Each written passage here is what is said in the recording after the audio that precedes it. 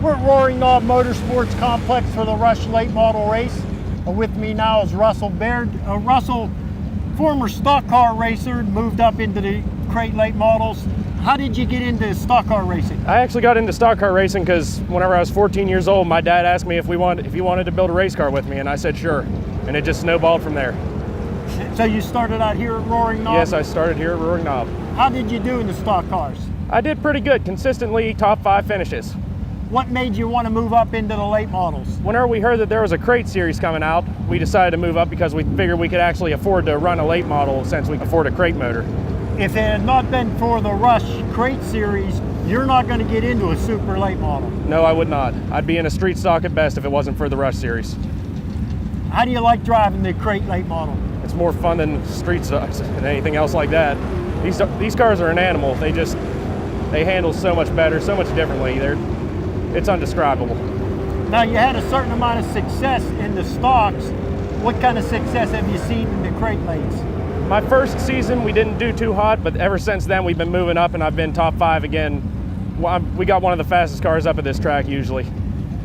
What's the level of competition like in the Rush Late Model Series? There's always 10, 15 cars consistently vying for the first position. There's 10 cars that can always win every race minimum.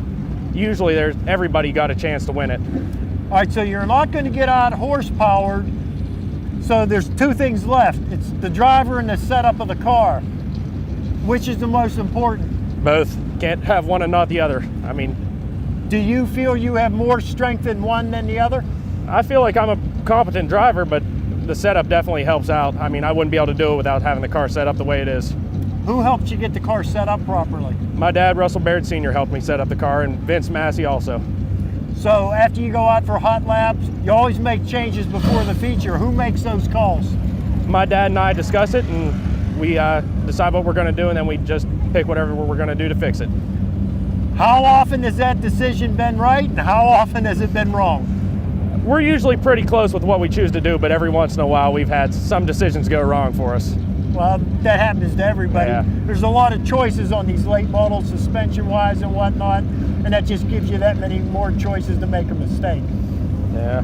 Other than racing here at Roaring Knob, are you going to hit some of the touring shows? Whenever I'm done with college at Cal U for the summer, we are going to try to tour more than right now. We're going to try to go to Sharon, McKean, all of them. Well, we want to wish you a lot of luck tonight and later in the season. Hope everything works out the way you want it to. Thank you.